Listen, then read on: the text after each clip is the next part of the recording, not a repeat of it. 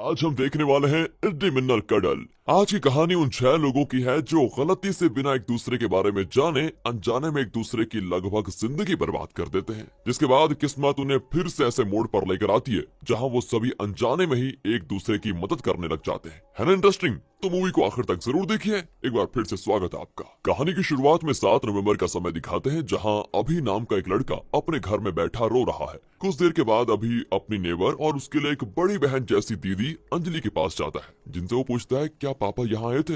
अंजलि कहती है वो यहाँ तो नहीं आए, सुबह तक तो आ ही जाएंगे वो। अब ये सुनकर अभी और ज्यादा दुखी होकर वहां से चला जाता है। इसके बाद हम हरन नाम के एक लड़के को देखते हैं जो अपने एक दोस्त राजा के गैरेज में अपनी कार के साथ आया होता है और उसकी कार के आगे का हिस्सा टूटा होता है। अब इससे हम समझ पाते हैं कि जरूर उसका कोई एक्सीडेंट हुआ होगा। अगली सुबह हरन पुलिस स्टेशन की तरफ जा ही रहा होता है जहाँ बीच में ही उसकी गर्लफ्रेंड जाननी उसको रोक लेती है और उसे कहती है क्या तुम पागल हो गए हो, इससे तुम्हारी पूरी जिंदगी बर्बाद हो सकती है, तुम्हारा यूएसए जाकर पढ़ने का सपना वो खराब हो जाएगा। इस पर हरन कहता है कि ये बोझ मैं और नहीं सह सकता यार, मुझे इससे घुटन हो रही है। और इसके बाद हमें पता चलता है कि आखिर कहानी में चल क्या रहा है। असल में पिछली रात ही जब हरन और जाननी ड्राइव पर गए होते हैं तो बहुत तेज बारिश चल रही थी। उसी बीच ड्राइविंग के दौरान ही दोनों किस करने लग गए। उन्हें ऐसा लगा कि रोड खाली है और केयरलेस तरीके से वो कार को चला रहा था, हरन मतलब। जिसके बाद उन्हें अचानक से ऐसा एहसास होता है कि उनकी कार के नीचे कोई आ गया। जाननी फिर कार से निकलकर देखती है तो वहां पर एक आदमी दिखाई पड़ता है जिसका एक्सीडेंट हो गया और मौत भी। इस आदमी का नाम रितेश होता है और जो अभी है वो रितेश का ही बेटा है। बेचारा पिछली रात अपने पापा का इंतजार कर रहा था। जाननी ये देखकर जल्दी समझ जाती है कि वो इस केस में फंसने वाले हैं और ज्यादा इसमें फंसेगा हरन, क्योंकि गाड़ी तो वही चला रहा था। इसलिए वो जल्दी हरन को वहां से चले जाने के लिए कह देती है। फिर कुछ समय के बाद वो खुद पुलिस स्टेशन और हॉस्पिटल में कॉल लगाकर रितेश के एक्सीडेंट के बारे में बताती है, जिससे ऐसा लगे कि जाननी वहां से गुजर रही थी और रितेश उसे रोड पर मिला मरी हुई हालत में। इसके बाद हरन अपनी कार को राजा के गैरेज में लेकर जाता है जहां राजा कार को ऐसे रिपेयर कर देता है जैसे कुछ हुआ ही ना हो, मतलब ऐसा लगे ना कि कार का एक्सीडेंट हुआ था। लेकिन ये सब करने के बाद भी ना हरन का दिल नहीं मान रहा था। वो अपनी गलती को सही करना चाह रहा था, इसीलिए वो पुलिस स्टेशन सच बताने के लिए जा रहा था। इसी बीच उसको जाननी रोक लेती है और कहती है देखो ये सब कुछ तुमसे गलती से हुआ है, तुम्हारी कोई दुश्मनी तो थी नहीं उस आदमी से, हमने उसको जानबूझकर तो मारा नहीं। और सोचो यार तुम्हारे माता पिता ने तुम्हें यूएसए पढ़ाने के बारे में कितना सोचा है, कितने पैसे लगा रहे हैं वो तुम पर, इसलिए उनके बारे में भी तो सोचना चाहिए तुम्हें। अब ये सुनकर हरन अपना फैसला बदल लेता है और पुलिस स्टेशन नहीं जाता। आगे हम देखते हैं कि पुलिस ऑफिसर जाननी को पूछताछ के लिए स्टेशन बुलाते हैं जहां उसके साथ राजा भी स्टेशन आता है। अब उस एक्सीडेंट के बारे में जाननी ने ही पुलिस ऑफिसर को बताया था, इसलिए वो इस एक्सीडेंट की अकेली गवाह थी। ऑफिसर जाननी से कहता है कि रितेश को एक एसयूवी कार वाले ने उड़ाया था, क्योंकि उस वक्त वहां से सिर्फ वही कार निकली थी। क्या अगर हम आपको वही कार दिखाएं तो आप क्या उसको पहचान सकती हैं? इस पर जाननी कहती है मैं उसे चलो पहचानने की कोशिश करूंगी, क्योंकि मैंने भी अंधेरे में कार को अच्छे से देखा नहीं था। इसके बाद जाननी से कुछ और सवाल पूछे जाते हैं और फिर उसे वहां से जाने दिया जाता है। दूसरी ओर हम अभी को देखते हैं जो अपने पापा के इंतजार में बेचारा रात से कुछ खाया भी नहीं होता, और जब अंजलि उसके लिए खाना लेकर आती है तो वो बहुत ही गुस्से में उस खाने को फेंक देता है। वो बिल्कुल भी किसी की बात को नहीं सुन रहा था, और यहाँ तक कि जब उसका दोस्त उससे कुछ बात करने आता है तो वो उसके भी सामान को तोड़ देता है। फिर बड़ी मुश्किल के बाद आखिरी में अंजलि के कहने पर वो थोड़ा शांत हो जाता है और फिर अपने दोस्त से जाकर माफी भी मांगता है। कुछ देर के बाद वहाँ पर एक ऑफिसर आता है जो अभी को ढूंढते हुए वहाँ पर आया था। वो अंजलि से कहता है कि अभी को लेकर तुम स्टेशन चली जाना। जिसके बाद दोनों पुलिस स्टेशन जाते हैं जहाँ ऑफिसर अभी को एक आदमी की फोटो दिखाते हुए कहता है क्या ये तुम्हारे पापा हैं या फिर नहीं? ओहो, जिस पर फोटो देखते ही वो रोने लग जाता है, क्योंकि वो फोटो एक डेड बॉडी की थी और वो अभी के पापा रितेश की है। अभी ये समझ आता है कि उसके पापा की मौत हो चुकी है और अब वो यहाँ पर बिल्कुल अकेला है, क्योंकि अभी की माँ भी उसके बचपन में ही चली गई थी और उसके लिए फिर जो भी था उसके पापा ही थे जिनकी अभी कार एक्सीडेंट में मौत हो गई है। वहीं फिर हम पुलिस स्टेशन के हेड कांस्टेबल गोविंद राज को देखते हैं जो रितेश के बहुत अच्छे दोस्त भी थे और अभी के लिए तो अंकल जैसे थे। वो स्टेशन में अभी को संभालते हैं और अंजलि के साथ उसको घर भेज देते हैं। इसके बाद ना शाम को अभी के लिए कुछ खाने की चीजें लेकर आते हैं, लेकिन अभी गुस्से और दुख में होता है और वो सारी चीजों को फेंक देता है। वहीं दूसरी तरफ हम हरन की वो कार देखते हैं जिसका एक्सीडेंट हुआ था और उसके ना सामने का हिस्सा टूट गया था। राजा तो अपने गैराज में उस कार के पूरे हुलिये को ही बदल देता है और उसे व्हाइट से ग्रीन पेंट कर देता है। इस पर किसी को शक भी नहीं होगा कि ये वही एसयूवी कार है। इसके बाद हमें पता चलता है कि रितेश ने मरने से पहले रमन नाम के आदमी से लोन लिया हुआ था जो वो चुका नहीं पाया। रमन रितेश को ढूंढते हुए उसके घर आता है, लेकिन कई दिनेश को ना वो अंजलि को ये धमकी देकर चला जाता है। कहता है कि अब यहाँ सीधा मेरा भाई अरुण पांडे आएगा और उसके बाद देखना तुम यहाँ पर कोई नहीं बचेगा, चुपचाप मेरा लोन चुका दो। आगे हम अरुण पांडेन को देखते हैं जो कि काफी बड़ा लोन माफिया होता है और अपने एरिया का सबसे बड़ा गुंडा भी। अब इसके बाद रमन अरुण से रितेश के लोन के बारे में बताता है, जिस पर अरुण खुद जाकर इसको संभालने का फैसला करता है। वहां ना हम अरुण की साइड में एक छोटे लड़के को भी देखते हैं, जिससे हमें अरुण की एक बहुत ही गंदी आदत के बारे में पता चलता है कि अरुण को छोटे बच्चों में बहुत ज्यादा इंटरेस्ट है, यानी वो फिडोफाइल है। दूसरी ओर हम अंजलि और गोविंद राज को अरुल के बारे में बात करते हुए देखते हैं, जिनकी बातों से हमको ये पता चलता है कि अरुल थोड़ा सा ना पागल भी है और वो कुछ भी करने से पहले कुछ भी नहीं सोचता।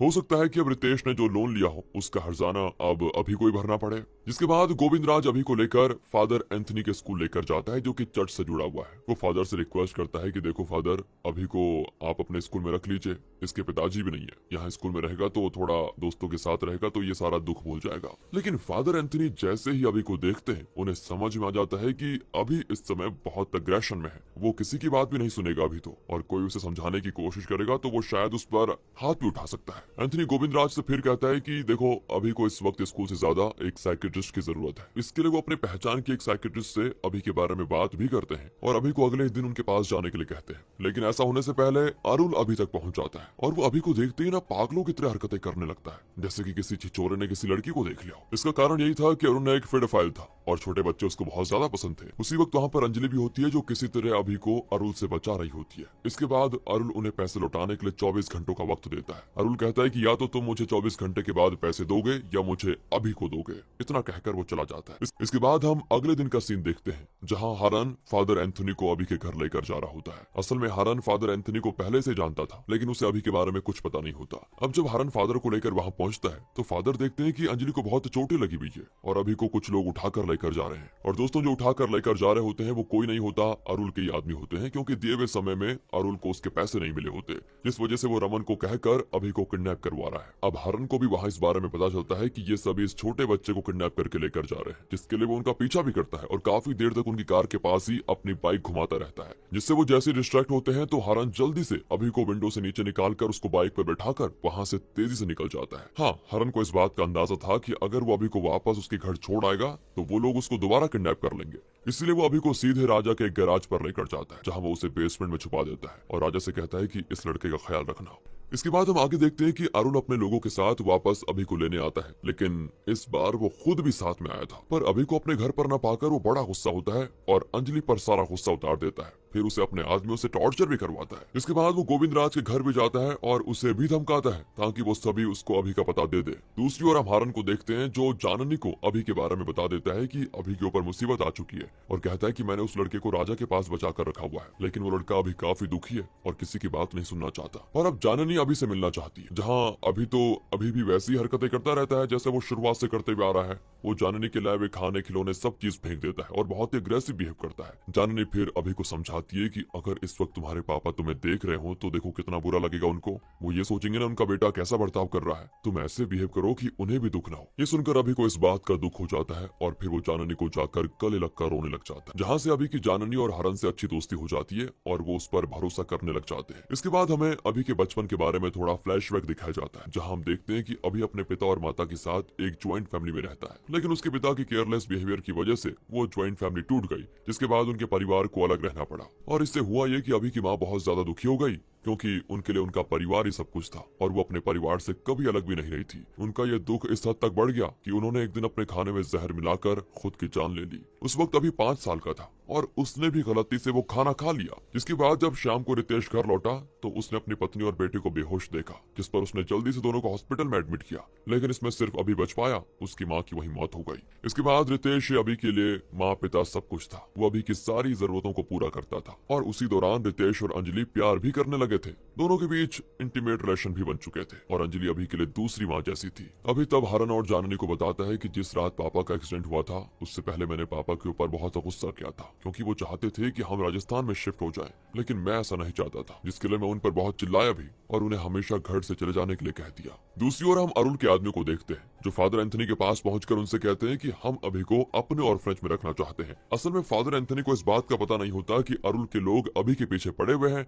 इसलिए उन्हें तो ऐसा लगता है कि ये लोग अभी की मदद करने के लिए आए हुए हैं। इसी वजह से वो अरुल के आदमियों को अभी की लोकेशन बता देते हैं, वही लोकेशन जहाँ पर हरन ने इस वक्त अभी को छुपा कर रखा हुआ है। हालांकि यहाँ पर आपको लग रहा होगा कि अरुल अभी का दुश्मन है, लेकिन अभी यहाँ पर हरन को ही दुश्मन मानने लग जाता है जब वो हरन और जाननी की बात सुनता है। असल में जब जाननी अभी के साथ खेल रही होती है तभी वो अभी के पिता की फोटो देखती है, जो उसी आदमी की फोटो है जो उनकी कार से एक्सीडेंट होकर मरा है। यानी कि हारन ने गलती से अभी के पिता की जान ले ली, ये तो हमें पता है लेकिन अभी को नहीं पता, जिससे ये बात जाननी समझ जाती है कि हमसे बहुत बड़ी गलती हो गई। वो हरन को अलग में ले जाकर सब कुछ बता देती है कि जिस आदमी का एक्सीडेंट हमारी कार से हुआ है अभी उनका ही बेटा है। और ये सारी बातें अभी सुन लेता है और कुछ ही पलों में जो उसके मन में हरन और जाननी को लेकर प्यार था वो नफरत में बदलने लग जाता है। वो किसी पागलों की तरह सोचने लगता है कि वो कैसे अब इन दोनों से बदला ले। तभी गराज पर अरुल अपने आदमियों के साथ आ जाता है, जो इनको मारते हुए अभी को अपने साथ लेकर जाने लग जाता है। यहाँ सबसे हैरानी वाली बात पता है क्या होती है कि अभी हरन को मार खाता हुआ देखकर बड़ा खुश हो रहा था और उसकी साइको जैसी स्माइल किसी का भी दिमाग खराब करने के लिए काफी थी। दोस्तों